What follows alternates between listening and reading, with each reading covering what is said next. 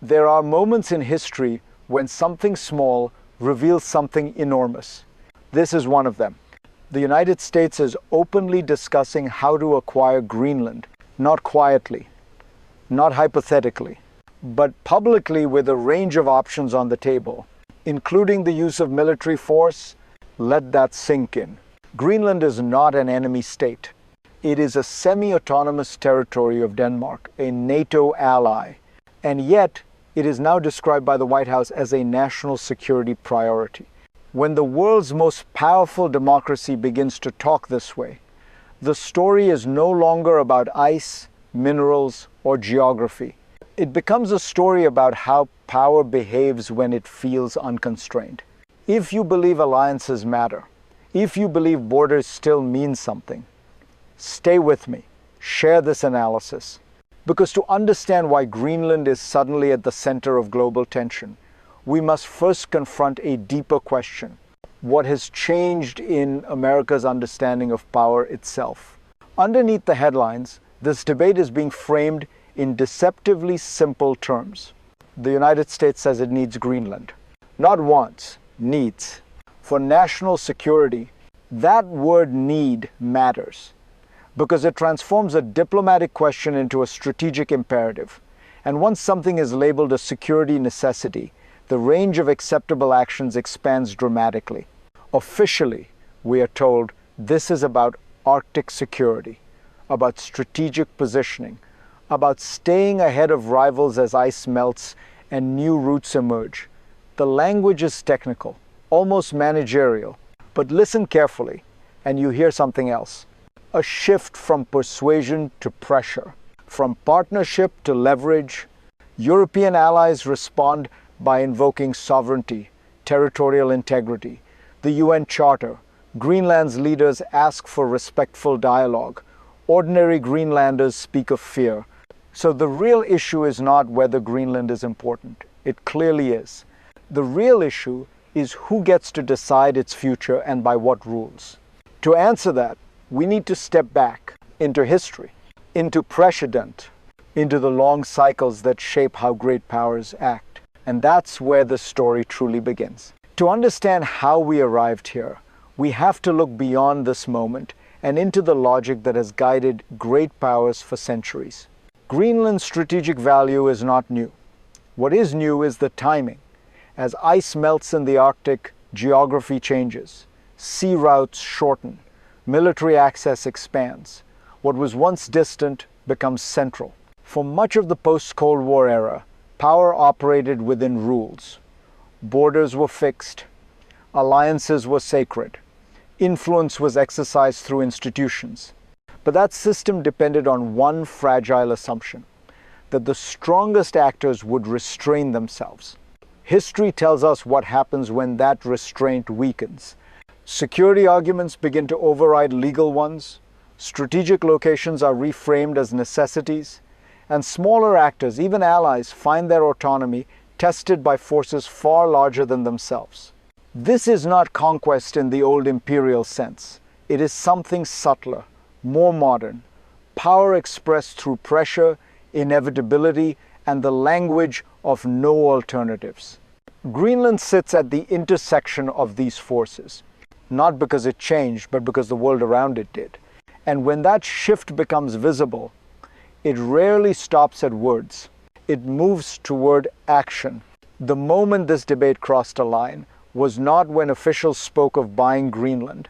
It was when force entered the conversation.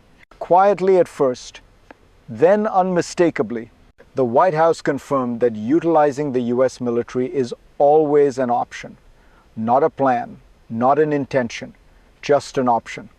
But in global politics, options are signals. And this one was heard clearly in Copenhagen, in Brussels, and across Europe. European leaders rallied behind Denmark within hours. They spoke of sovereignty, of territorial integrity, of borders that must remain inviolable. Denmark's Prime Minister went further, warning that any attack by the United States would spell the end of NATO itself. That is an extraordinary statement, because NATO exists precisely to prevent conflict among allies. Yet here we are, for the first time in decades, a military alliance designed for collective defense is forced to contemplate the unthinkable. Pressure, even coercion coming from within. If this alarms you, it should. Pay attention, share this moment. Because once military force is normalized as a tool of negotiation, the rules quietly change for everyone. And what comes next is not decided by statements, but by systems operating beneath the surface. That is where the real danger lies. What makes this situation truly dangerous is not what is being said, but how it is being justified. The mechanism is familiar. Security is invoked, urgency is emphasized, and choice is quietly removed from the conversation. We are told Greenland is vital, that rivals are watching, that delay carries risk. In this framework, negotiation becomes a formality and consent becomes secondary to necessity. Power stops asking. It starts assuming. Notice how this works. Military force is not presented as an intention, but as a background condition.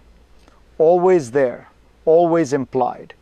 It reshapes the negotiating table without a single soldier moving. This is how modern coercion functions. Not through invasion, but through inevitability. At the same time, institutions struggled to respond. NATO was built to defend against external threats, not to arbitrate internal pressure. International law depends on voluntary respect, not enforcement against the powerful. So the system hesitates, and hesitation creates space.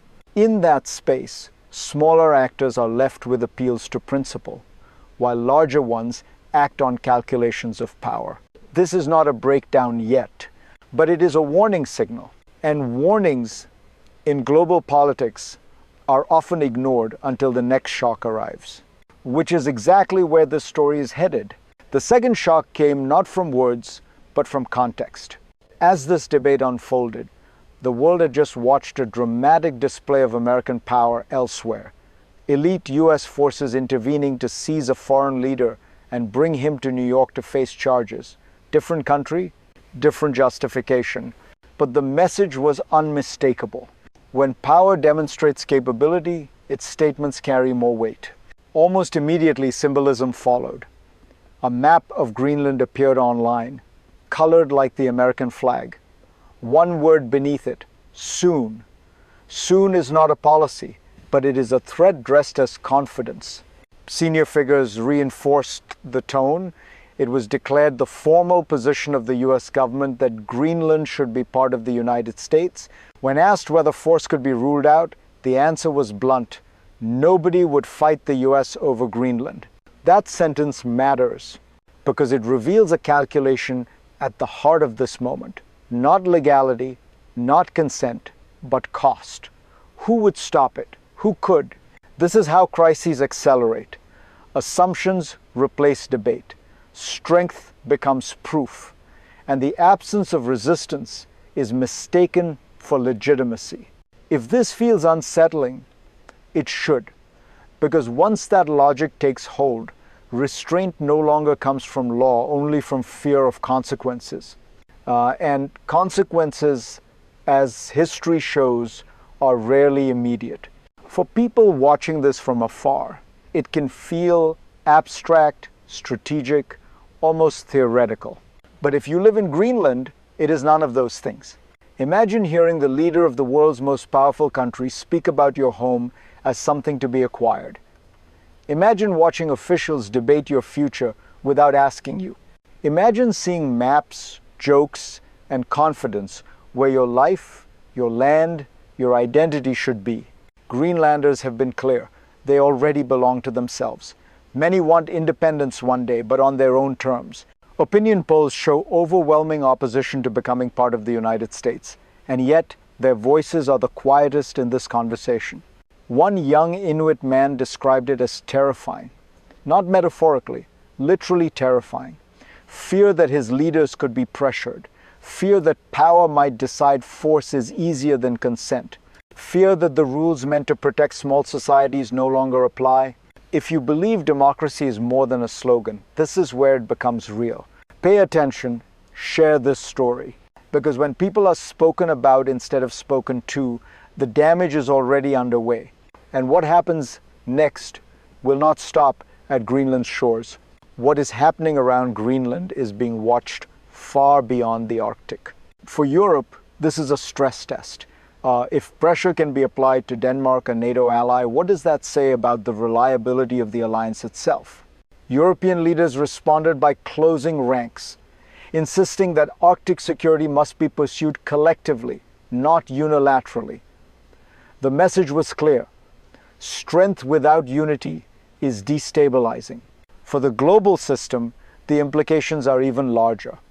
The principles invoked by Europe's sovereignty, territorial integrity, inviolable borders are not Western ideals. They are the foundation of the UN Charter. When those principles appear negotiable, they weaken everywhere. Other powers are paying attention. They see how security language is used. They observe which rules are enforced and which are bent, and they draw conclusions. This is how precedents travel. Quietly, indirectly, but relentlessly. What begins as an exception in the Arctic can become a template elsewhere, not because anyone copies it openly, but because it normalizes a way of thinking, that power creates permission. And once that idea takes hold, the international system does not collapse overnight. It erodes. The question now is not whether Greenland changes the world. It's whether the world notices the change in time. From here, the future splits into three very different paths. In the first, the best-case scenario, pressure gives way to restraint. Dialogue replaces leverage. The United States pursues Arctic security through NATO frameworks, respecting Greenland's people and Denmark's sovereignty. Tensions cool, not because Greenland stops mattering, but because rules regain authority over raw power. The second path is more ambiguous. Talks continue, but under pressure. Security arguments dominate. Greenland's future becomes a bargaining chip in a larger strategic game. No invasion, no dramatic rupture, just a slow narrowing of real choice, masked as cooperation. Then there is the worst-case scenario.